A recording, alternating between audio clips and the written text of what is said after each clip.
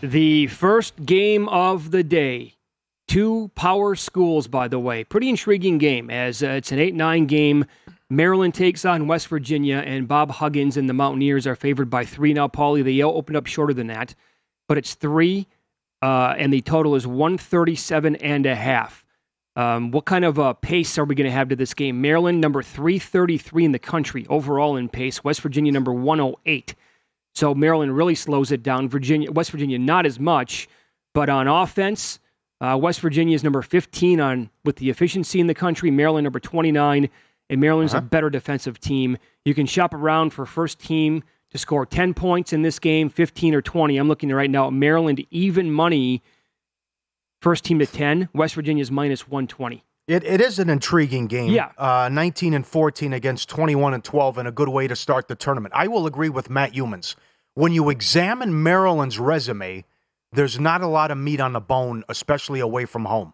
They went 3-10 against quad ones, and as he said in conference play, they won at Minnesota. Other than that, there's not much there. So that would concern me. And then they were just routed by Indiana in the Big Ten title game. Now, a Big Ten tournament, excuse me. Now, the other takeaway, now Ken Palm thinks the world of West Virginia and has them top 18 team. So they could be underseeded here. So they have some marquee wins, but most of them are at home. That's one thing to look at. They're deep. They play 10 guys. They foul a lot. They allow the 8th most free throws. That could be an issue, and turnovers are an issue. So West Virginia could beat themselves. But just when you examine Maryland's resume, I think West Virginia wins, and it could be a comfortable win to start the tournament. Yeah, I bet West Virginia right away on Sunday when the number came out, and we talked to Richie Baccelleri, who sets numbers here at Circa. He thought they were going to get Maryland money. Has not been the case. He made Maryland the favorite there. I would say this also. Do not be afraid to, bet some first halves. Definitely look at the in-play stuff. I know that you're going to have your head on a swivel the next 4 days. Well, next 2 in particular, because you have so many games at the same exact time. But second halves have to be a consideration as well.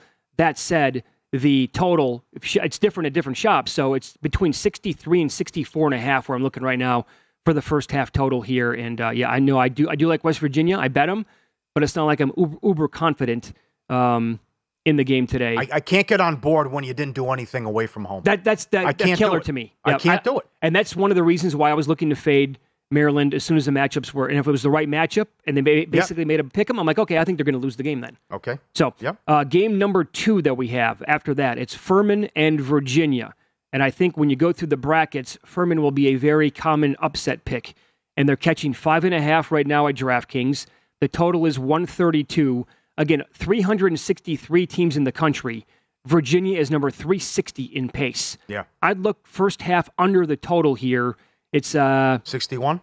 Right around there, yeah. Yep, okay. Good call on that one. Right. 27-7 against 25-7. Furman has won 14 of 15. They're live to win this game. Good offensive team. 59% from the arc. Don't turn it over. Number 1 in 2-point percentage. I know Tim, the guy who does the sheet, was concerned a little bit about hero ball, and maybe that could get him in this game as well. Sharing is caring.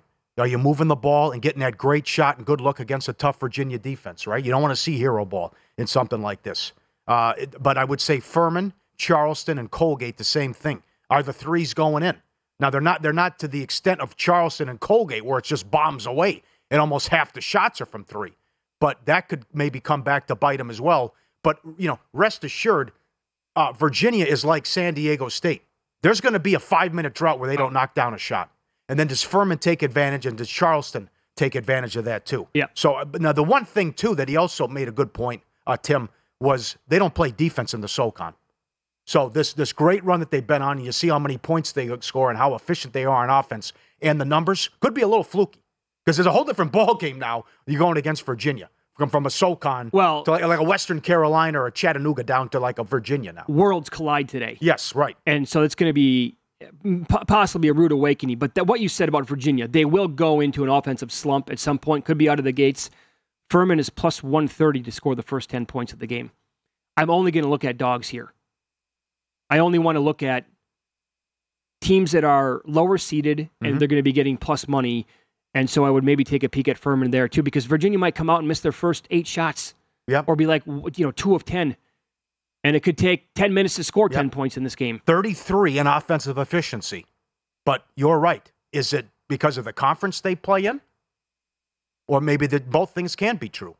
Maybe they're just very good offensively and can get good looks and can get what they want against Virginia for the most part and pull a mini upset. Yeah, we have a 1-16 matchup then with Alabama taking on Texas A&M Corpus-Christi, the team that won in the play-in game 2 nights ago. And the point spread here is Alabama 24, and the total is 154.5. First half numbers here. Bama laying 13.5 or 14 in the first half, and the total is hovering around 73 or 73.5. I'll point this out just to give you, it's fun to track. Texas A&M Corpus Christi is plus 510 to score the first 10. Now, this all comes down, the whole tournament here is about Alabama making threes.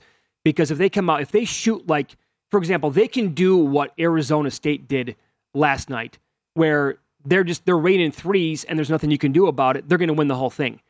But I don't think that's going to happen in every single game. Now, does it happen against a 16 seed? And maybe they don't even have to hit their threes because they're going to just out-talent them across the board and do whatever they want. I lean over. Alabama could get to 90 in this game. And I like what Jay Wright said the other day about Alabama's not going to overlook them because they were on TV, got the win, and I don't think that's going to happen. Now, the other thing you have to factor in is, again, the distractions and how Aaron Moore talked about last week. Now it becomes a news story.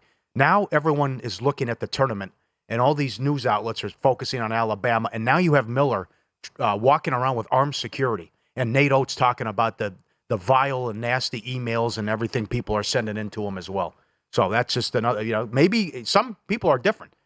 Maybe the kid can handle it. I don't know. Yeah. But, I mean, this stuff about you walking around with an armed security now and what Oates has to talk about. I mean, it's certainly possible that it has the direct opposite effect on this team. Yeah. Where they just, well, it was great showing in the SEC tournament. There's no doubt that it was. Yeah. And then the other game, would you call this, of the first 4 here that we're talking about, the most intriguing game? Because of what we watched again last night with Mountain West going down in flames as Nevada was terrible. You have San Diego State taking on a Charleston team that won 30 games, an unbelievable regular season. And San Diego State took money. They opened up 3 where we broadcast from, a little bit higher than that at other spots. But SDSU now laying 5, and the total is 142.5. I bet San Diego State minus 4 early on. But again, it is the Mountain West Conference we're talking about here. Yep, 23% as a favorite ATS since 2001. Ah, boy. The competition level could be a shock to Charleston. They've played one top 100 team since December. Great season, 30-plus wins, but maybe that, and certainly how San Diego State defends and guards the 3. And that's what Charleston likes to do. 6 guys, 5 players average 10 points per game. The 6th man also averages 9 points per game. Balanced team, good offensively and defensively, but half their shots are from 3. That's the whole handicap. But that's what San Diego State does well, too. And then I like what Human said Tuesday about how they completely shut down Utah State. Utah State can score. Yeah, they can. I mean, their metrics are off the charts when you look. Their offensive efficiency and their numbers and their net. And San Diego State shut them down in the title game out here. So if you look at that and examine that and want to use this as part of your handicap, yes, the Aztecs will win and cover. Who is going to dictate pace here? Yeah, it's 29 against 252. Yeah, it's a fast team against a team that is pretty much the exact opposite here. I kind of think that San Diego State will win out on that. This is another first half total I would look at under 66.5. Okay. So those are probably my 2 favorite plays of the morning games here. Yeah, I'm with you. Other on the than Aztecs. West Virginia early in the week. Yeah. Can you imagine if they lose this? God. I was hoping this would be like a late game on Friday. Like, imagine if the Mountain West then would be 0-3, and it's like it comes down to San Diego State, and then you got the whole pressure of the conference on your shoulders again, and you won the league, and you're a 5 seed. Are they going to go 0-4 again? Well, here's the deal. So it's the 6th game of the day today. What if they lose by a dozen? How is that looking? How are people going to bet the Mountain West games that come up after that? Right. 2 teams will be left. Sure. Utah State and Boise State. Yeah. Total fade material. I mean, if San Diego State loses this game today and it's not pretty, well, I already have Northwestern and I already have Missouri. I'll probably add more on those teams then. I would agree. Visit VSiN.com to get current odds, listen for free, find showtimes, and download VSiN sports betting podcasts.